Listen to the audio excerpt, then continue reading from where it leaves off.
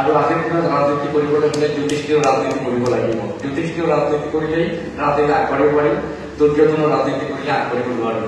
আৰু এই মাত্ৰ গীতা হ'ব আমাৰ অস্ত্ৰ, আমাৰ বিৰোধী দল তেনেদৰে ভাৰতীয় জনতা পাৰ্টি আমি বিশ্বগুৰু ভালে লৈ যাব পাৰিম।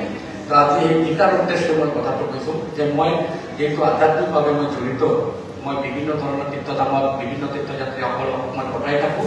আজিও এই বৃহত্তৰ ব্যৱসায় সমিতিক মই দায়িত্ব দিলোঁ। বৃহত্তৰ ব্যৱসায় সমিতিৰ উদ্যোগত অহা দিনত পুৰী যাত্ৰা 200 গৰাকী তীৰ্থযাত্ৰী বৃহত্তৰ ব্যৱসায় সমিতিৰ পৰা মই পঠাম অহা জুলাই মাহত। আমাৰ নামঘৰত গোহাই ব্যক্তিসকল, senior citizen, ladies and gentlemen, প্ৰত্যেকগৰাকী ব্যক্তিসকল, কলাকৰ্মী, ধৰ্মীয় ব্যক্তিসকল, মই এই বৃহত্তৰ ব্যৱসায় সমিতিৰ উদ্যোগত 200 তীৰ্থযাত্ৰী অহা পুৰী জগন্নাথ জুলাই মাহত যাব।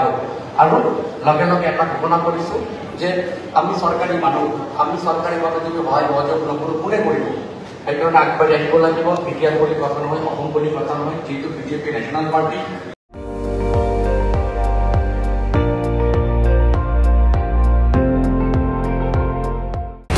আপুনি চাই আছে ND24, সৰ্বশ্ৰেষ্ঠ নহয় সৰ্বোত্তমৰ দৌৰত।